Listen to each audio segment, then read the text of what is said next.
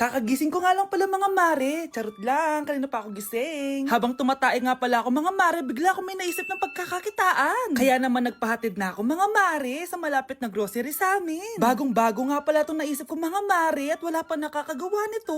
Bumili na nga ako ng mga kakailanganin ko mga mare para hindi tayo maubusan ng stocks mamaya. Pagka uwi ko nga, inumpisan ko na agad magluto mga mare. Para naman marami tayong kitain ngayong araw. Wala talagang lugi dito sa small business na naisip ko. Dahil sa isang pack na to, 200 orders na ang magagawa ko dito mga mare. Kakaiba talaga tong fries ko mga mare. Dahil sinigang powder ang nilagay ko dito mga mare. Ito nga pala yung 70 pesos mga mare. Sobrang sulit na talaga. Sa sobrang mura nga nito mga mare, nanganganib pa ako malugi. Pero hindi na importante yun mga mare, basta marami tayong customers. Nakakatakam nga tong sinigang fries natin mga mare, for sure dadayuhin to. Hindi na talaga nakapaghintay ang mga customers natin mga mare. Kita nyo naman sa mga mukha ng mga customers natin mga mare na masaya sila. Sobrang nagustuhan nga nila yung sinigang fries natin mga mare. Babalik-balikan daw nila to. Ang saya pala kumita mga mare, lalo na't galing sa dugot pawis.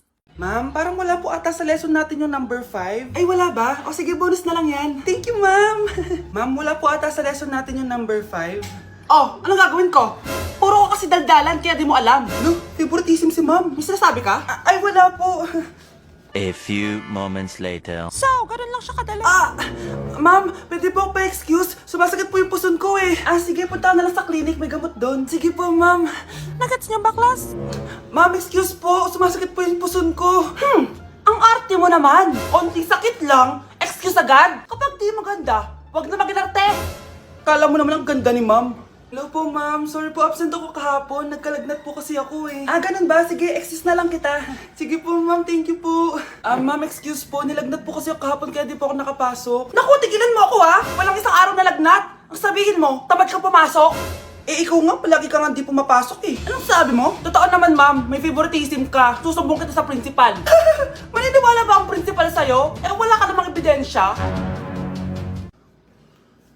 Anak, mag-exam tayo mamaya ha. Dapat mas mataas grades mo kay Scarlett. Oo naman, Nay. Mas magaling naman ako sa kanya. Anak ni ma'am si Samantha. Eto yung mga sagot mamaya sa exam. I-perfect mo yan. Sige na, Nay. Baka may makakita pa sa atin. Humanda kayong dalawa sa principal. Tapos na yung maliligayang araw niyo. Anak ko, binili ko to para sa'yo. Bagay sa'yo to. Ang ganda, diba? Wow, Nay, ang ganda. Parang feeling yan pag sinuot ko yan. Sana may ganyan din ako kagandang damit kagaya ni ate.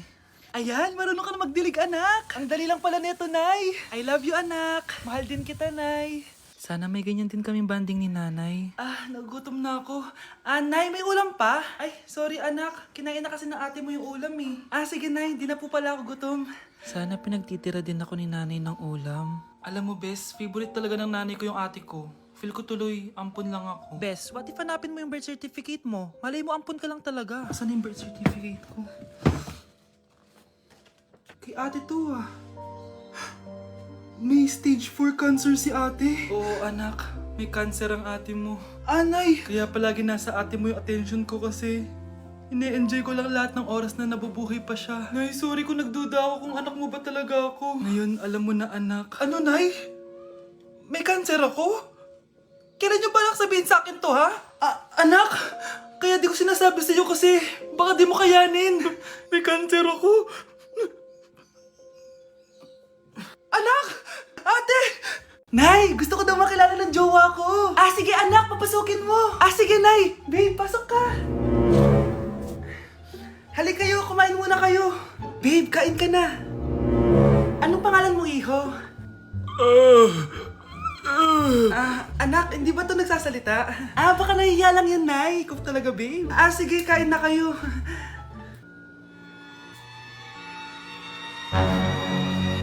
Si Ay lang ako sige anak. Anak, matagal ka pa ba? Sabi ko na multo ka eh. Halika dito. Anak! Bakit ka tumatakbo, Nay? Yung jowa mo! Multo siya! Pinagsasabi mo dyan, Nay! Anak, tingin ka sa likod! Ay, Mare! Nay, umalis na tayo dito! Tara na, anak! A few moments later. Ang galing natin, Nay! Naloko natin sila! May bago na tayong bahay, anak! Nay!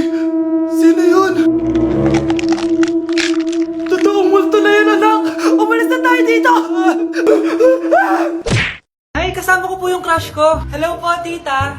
Saktong-sakto, nagluto ako ng masarap na pagkain. Talaga po, Nay? Halika kayo dito, kumain muna kayo. Sige po, tita. Oh, ito. Masarap yan. Ako nagluto niyan. Mapapadami na lang po kain ko nito, Nay. Ang sarap nga po, tita. Di ba, Bi? Tita, nabubulunan po anak nyo. Anak! Anak! Anak! Anak! Anak! Anak! Anak! Anong gagawin natin, tita? Tumawag ka ng doktor! Sige po, tita! Nandito na ako! Dok, bilisan niyo, Dok! Na paano siya? Nabulunan po! May jowa pa siya? Importante pa ba yun? Ligtas mo anak ko! Ito na, ito na! Patay na siya! Anak! Patay na siya! Sayang, ka-crushback ko pa naman siya! Crushback mo ako? Pag ganyan mo lang sinabi, so tayo na? Exam na namin bukas, kailangan ko na mag-review. Ang hirap. Huwag ka na mag-review, te. Kunin mo yung cellphone mo, tapos mag-TikTok ka. Hindi ko gagalawin yung cellphone ko. Naku, sayang lang oras mo kaka-review. Masasaya ka pa sa TikTok. Oo na, magti-TikTok na ako. A few moments later. Anak, pinagluto kita ng favorite mo. Kain ka na. Wow, ang sarap ng pagkain. Pero konti lang kakainin ko kasi diet ako eh. Kain ka ng madami. Ubusin mo na lahat. Minsan lang yan. Hindi ako magpapatukso sa pagkain. Konti lang kakainin ko. Sabi nga nila, love your body. Huwag mong pigilan yung sarili mo kung di mo kaya. Go na, ubusin mo na lahat yan. Tangina! Oo na! Ubusin ko na lahat to. Anak, sabi ng teacher mo, bagsak ka daw. Simula ngayon, bawal ka na mag-cellphone, ha? Hala, bawal ka daw mag-cellphone? Hindi pwede yan. Magalit ka sa kanya. Anay, sorry. Hindi po kasi ako nakapag-review eh. Walang sorry sa akin. Bigay mo sa akin phone mo. Kung ako sa'yo, sasagutin ko na yan. Bigay mo sa akin phone mo. Sagutin mo na. Tama na. Anak, okay ka lang? Mukha ba akong okay, Nay? Palaging may bumubulong sa akin. Naku, Diyos ko. Nay, tulungan mo ako. Kaka-TikTok mo yan eh. Tara, dadalhin na kita sa mental hospital. Nasaan na ba yung mga anak ko? Mga anak, gising na kayo. Kuya, gising. Gising ka na, kuya. Ayaw mong gumising, ha? Gising! Kyle! Anong ginawa mo? Munda ka sa akin!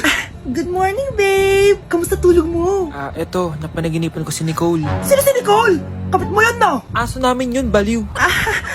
Kala ko may iba ka na eh. I love you, babe! Ano ba yan, ate? Ang aga-aga. Jowa inaatupag mo. Huwag ka nga epal. Ikaw nga puro aral eh. Humanap ka nga ng jowa mo. Kesa naman sa'yo, puro lande. Kaya puro kabagsak. Ang tagal bumaba ng mga ina. Sabing bumaba na kayo eh. Sabing bumaba na kayo. Manda kayo sa akin. Sabing bumaba na para kumain eh. Ilalak ko tong pinto. Huwag na kayong bababa. Lagot kayo. Yan, ang babagal nyo kasi. Kakausapin ko na lang yung baby ko. Ba't di pa kasi kayo bumaba? Gutom na ako. Bahala kayo dyan. Ang iingay nyo. Ay, nakaka-stress. Magti-tiktok na lang ako.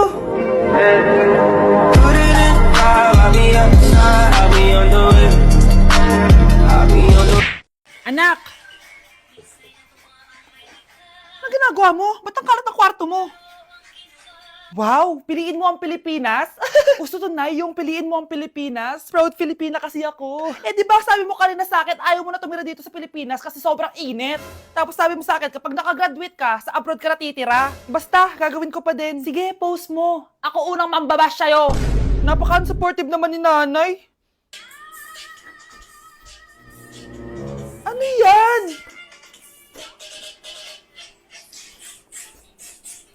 Kailan pa lagi sayaw yan? Eh, di ba transition yan? Eto na po kasi uso ngayon, Nay eh. Puro kayo sabay sa uso. Akala nyo maganda. Mukha lang kayo nakakatawa. Basher talaga tong si nanay. Buti pa si Kyle, nag-aaral ng mabuti. Hindi yung kung ano-ano ginagawa. Yun pala yun. Patingin nga, anak. Sanananan. Tatak. Ano to, anak? Lyrics po ng Asoka, Nay. Puro kayo Asoka! Sanananan. Ang galing talaga ni nanay. Jari paban. Nay, tingnan mo tong balita. Oh, ano yan, anak? Nanalo tayo ng loto, Nay! Mayaman na tayo? Oo, Nay! Teka lang, ipapost ko to. Nanalo kami ng loto. Mag-ready na ako, anak. Madami-dami ata tayong bibilangan ng pera. A few moments later. Anak, tara na! Kunin natin yung pera! Hello. Nakita ko yung post mo. Nanalo pala kayo ng loto, ah. Oo. Ba't pala andito ka? Di ba crush mo ko? Liligawan sana kita. Che! Di ba nireject mo ako dati? Peperahan mo lang ako eh. Hoy, lalaki ka! Alam ko na balak mo. Porket nanalo kami ng loto, jujuwain mo na tong anak ko?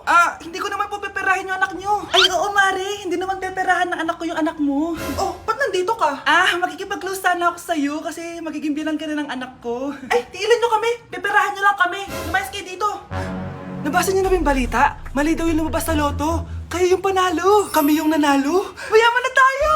Hindi kami yung panalo. Nay, magiging mahirap na tayo ulit. Paano ba yan? Kami pala yung panalo. Lalayas na kami, ha? Sandali lang, Mari. Pag-usapan natin yung kasal ng anak natin. Oo. Ilang anak ba gusto mo? Walang ikakasal. Peperahan nyo lang kami. Mari, hindi naman sa ganun. Ngayong kami naman nanalo, gusto mo ikasal kami? Ang pangit kaya ng anak mo. May balita na naman. Sila daw ulit yung panalo. Ano? Hindi kami panalo! Bali na naman. Kayo pala yung panalo. Mayaman na tayo ulit, anak! Oh, paano ba yan? Mayaman na kami ulit. Tara, ikasal na tayo. Magutom kayo. Layas! Bye! Nay, alis lang ako, ah.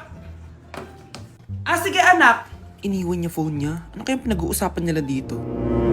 Mga walang iya kayo. Humanda kayo sa akin. A few moments later. Bakit niyo po kami pinatawag, Nay? Kung hindi ko makikita yung phone ni Kyle, hindi ko malalaman yung pinagsasabi niyo sa akin. Lagot tayo, ate. Kung san-san mo kasi nilalagay phone mo, Kyle. Nakalimutan ko eh. Mag-umpisa tayo sa'yo, Kyle. Anay, puro na lang itlog at hotdog niluluto ni nanay. Mas masarap pa magluto yung kapitbahay natin. Sige, next time, ipagluluto kita na sinigang na hotdog. O ikaw, Brianna.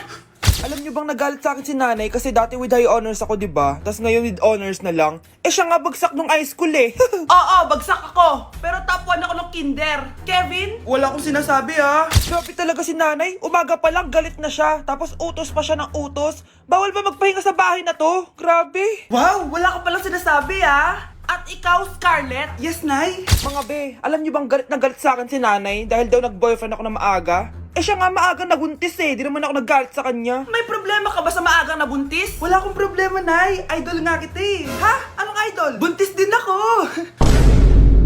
Happy birthday, anak! Anong wish mo sa birthday mo? Ang wish ko, sana magka-tablet na ako para makapaglaro na ako ng Roblox. O sige, pag natulog ka, pagkagising mo, may tablet ka na. Talaga, Nay? Matutulog na ako. Excited na ako. Totoo nga. May tablet na ako!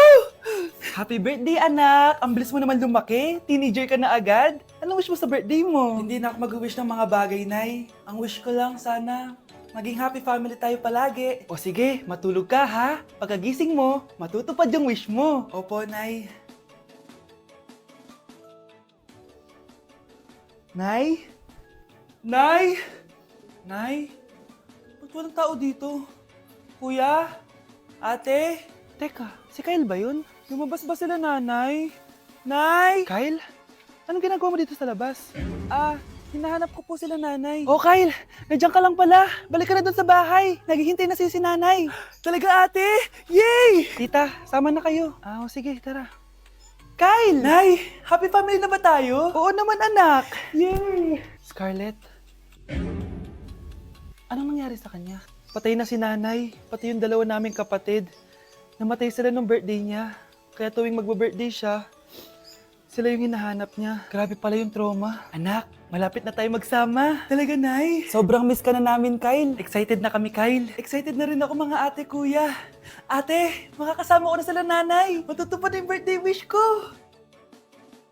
Kyle, kain ka na dito. Celebrate natin yung birthday mo. Kyle, kain na. Sino ba batang yun? Kyle! Kyle!